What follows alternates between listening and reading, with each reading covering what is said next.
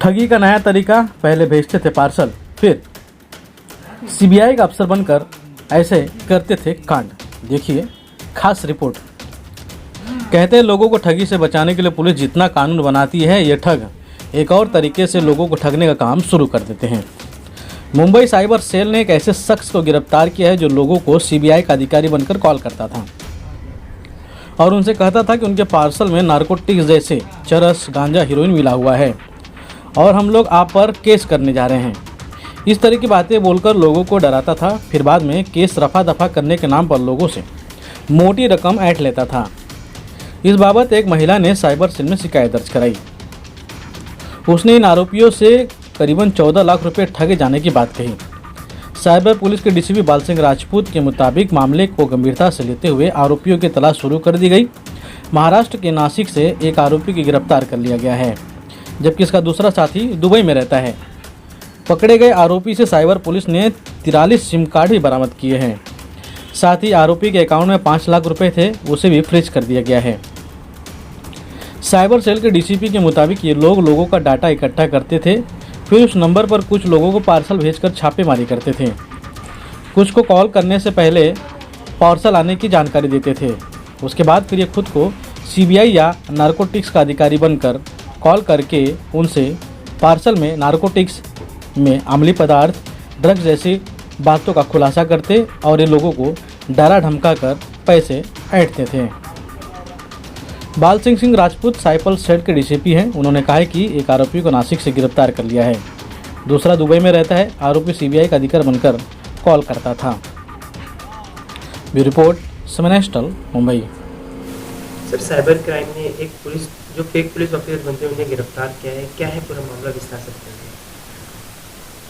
Mumbai police के गुने शाखा के अंतर्गत साइबर गुने शाखा ने जो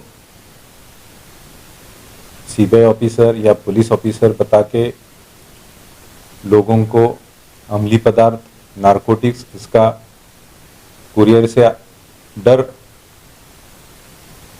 का फ़ोन करके, डराने का फ़ोन करके लोगों को फंसाता था, ऐसे जो क्रिमिनल का सिंडिकेट है, इनको अरेस्ट किया है। इसमें इनका गुनह करने का तरीका था कि किसी भी आदमी को वो आपका पार्सल आया है ऐसे बताते थे, उसमें बाद में फ़ोन करते थे कि आपके पार्सल में नारकोटिक्स या अम्लीय पदार्थ है और ये पकड़े गए हैं, उसमें आपका नाम है और आपके ऊपर में केस बनेगा। उसके बाद में वो बताते थे कि हम ऐसे ऐसे सीबीआई के ऑफिसर हैं। एक फर्जी आइडेंटिटी कार्ड लोगों को व्हाट्सएप पे भेजते थे। उसके बाद में उनको बोलते थे कि हम लोग पुलिस और सीबीआई ऑफिसर जो है, ये अगर आप इतने पैसे देंगे तो हम लोग ये जो मामला है यहाँ का यहाँ रफा दफा कर देंगे। और उसके बाद में पुलिस के और सीबीआई का आइडेंटिटी कार्ड भेज के एक अकाउंट नंबर देते थे कि इसमें आप पैसे जमा करो करके। तो इस टाइप से ये जो अक्यूज्ड है, इसने जो विक्टिम है, ये महिला है, इनसे करीबन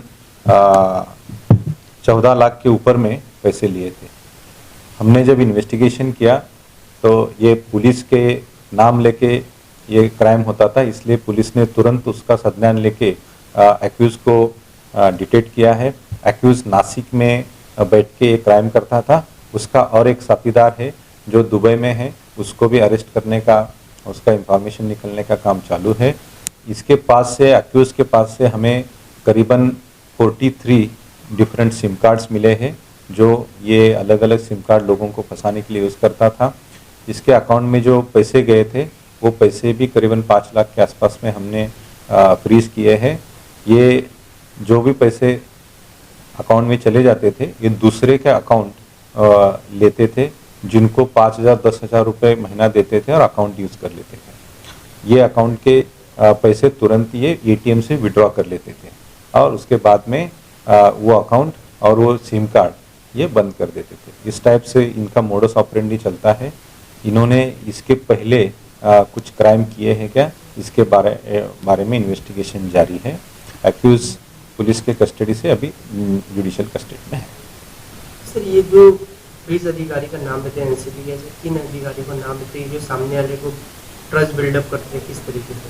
नहीं, ये जेनरिक नाम लेते थे, किसी बड़े ऑफिसर का इसका नाम नहीं लेते थे। ये जेनरिक पुलिस का नाम लेके लोगों को फंसाते थे। पहले तो लोगों को आपके पार्सल में नारकोटिक्स मिला है या फिर इसका केस है, तो लोग डर जाते हैं। उसी डर का वो फायदा उठा के लोगों को फंसाते थे। तो ये अपना टारगेट किस तरह से बनाते थे कि किनको क्या चीज़ चाहिए, तो उस तरीके से जैसे ऑर्डर है? जैसे इनके पास में जो ब्रीच हुए हुए मोबाइल नंबर्स आते थे, इनके पास में एक मोबाइल नंबर का लिस्ट भी मिला है जो उनको वो बता नहीं रहे कि कहाँ से प्राप्त हुआ है, लेकिन ये किसी न किसी तो ब्रिज से, जो डेटा ब्रिज होते हैं वहाँ से मिला हुआ मोबाइल का लिस्ट है, जिससे ये लोगों को कॉल करते हैं।